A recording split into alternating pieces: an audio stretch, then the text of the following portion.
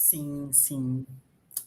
Nossa, é sempre. Eu estou naquela fase ainda de dificuldade, né? De lidar, de falar sobre o trabalho, né? Porque eu terminei esse ano, concluí, consegui entregar, feliz, satisfeita, mas ainda estou naquela fase, né? Será que eu falo? Será que eu quero? Mas é um prazer, né? Lembrar do texto, lembrar de todas as dificuldades para se chegar no texto final, né? Que como a gente conversou várias vezes, né, e hoje a gente estava retomando, a gente tem que lembrar sempre que o trabalho do pesquisador e da pesquisadora é um trabalho muito árduo, né? Entregar um produto final científico, né, fruto da intelectualidade, né, da maêutica, né, desse processo do pensado, é muito complexo, é muito difícil.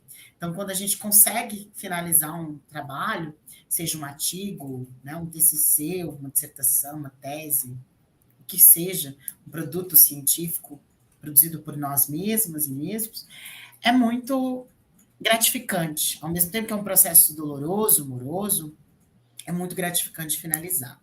Então, esse ano eu consegui finalizar, né, meu mestrado, entreguei minha dissertação, intitulada Meditações Antinormativas, Grindr, Tinder, neoliberalismo e a gestão da diversidade, né? Onde eu busquei pensar a categoria da homonormatividade, ampliando ela para o plural, né? A categoria das homonormatividades, onde eu busquei pensar justamente a experiência homonormativa nos aplicativos Grindr e Tinder, né? Através dos perfis que ali se colocavam, né? Fiz uma análise, né? Construí todo um processo, né? O processo científico exige, né? Fiz todo um recolhimento de fontes aí por cerca de 3, 4 meses, né? Fui orientado pela professora doutora Joana Maria Pedro, que é uma lenda para mim, né? É a minha mestra total. E eu tinha esse sonho de ser orientado, né? Ser orientada por ela e fui. E construí, então, um trabalho onde eu busquei pensar essa experiência homonormativa de certos corpos e corpos no interior desses aplicativos. Então, durante 3, 4 meses, eu fiz o recolhimento, né, pela captura de ecrã desses perfis, onde eu tinha 3 filtros básicos primeiro, né, que era ter bio, ter idade, né, que foi ter idade entre 18 e 60, 70 anos, que era o máximo de idade que eu consegui localizar no período do recolhimento, né? E ter a bio, ter a questão da idade, o recorte da idade e estar localizado ali, né, em Florianópolis, que foi o reduto onde eu fiz as análises. E o foco da minha análise toda foi entender a experiência homonormativa através de bios, mas também através do perfil do recorte racial, né, do recorte étnico-racial, e também do recorte de classe, que eu também fiz esse recorte.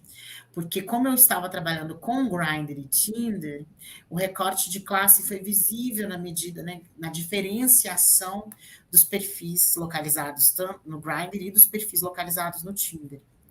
Então eu busquei pensar, né, retomei os primeiros trabalhos do campo, pensando, né, a experiência homoafetiva, homoerótica, e buscando pensar essa experiência, esses primeiros trabalhos, eu retomei o nascimento do movimento, os primeiros trabalhos, né, as primeiras fontes, os primeiros modus operandi, né, das pesquisas historiográficas que se ocuparam, e também não historiográficas, né, do campo da antropologia, da sociologia. E logo depois eu fui, né, fiz essa retomada e comecei a pensar, entremeei a epidemia, né, de HIV, AIDS, com o surgimento da internet comercial no Brasil e o surgimento do bate-papo UOL, né, que eu retomo o pensamento das vias urbanas, do desejo do Nestor Perlonga, para pensar como as vias do desejo urbanas das cidades vão ser higienizadas e transmitidas para o cyberespaço, de como elas vão ser transmutadas para esse cyberespaço, né? Onde os espaços urbanos vão ter cada vez menos corpos visivelmente, né? Homoeróticos, e o cyberespaço vai se tornando esse reduto. Eu faço essa análise no meu primeiro capítulo. E no segundo capítulo eu venho discutindo a questão né, pensando essa experiência digital homoerótica, homoafetiva, com o adendo do neoliberalismo, de como o neoliberalismo tem gerido as diversidades, tornado a diversidade uma commodity lucrativa, poderosa, e pensando justamente como que o Grindr e o Tinder têm sido ferramentas nessa gestão da diversidade realizada pelo neoliberalismo. Então, no segundo capítulo, eu me ocupo dessa questão de pensar a sexualidade como uma commodity, na qual, né, o neoliberalismo tem gerido a noção, né, pensando a Butler, né, dos corpos que importam e daqueles que não importam, né, dos que são valorizados e daqueles que não possuem valor nenhum. E aí, nisso, eu já estou, né, no segundo capítulo, eu já faço análise do material em si, já trabalho com os perfis.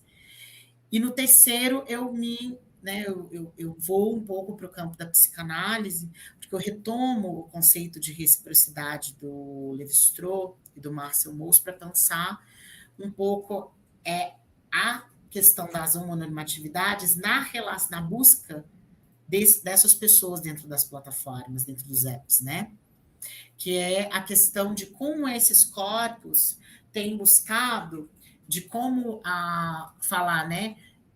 O macho que procura macho esconde uma economia de reciprocidade por trás, que é esse, né, que eu retomo o mito de Sísifo, para dizer que é esse mito de Sísifo, né, o efeito de Sísifo, né, que a heteronormatividade cria a homonormatividade como uma matriz, um espelhamento, né, no qual não é possível controlar certos corpos dentro da heteronormatividade.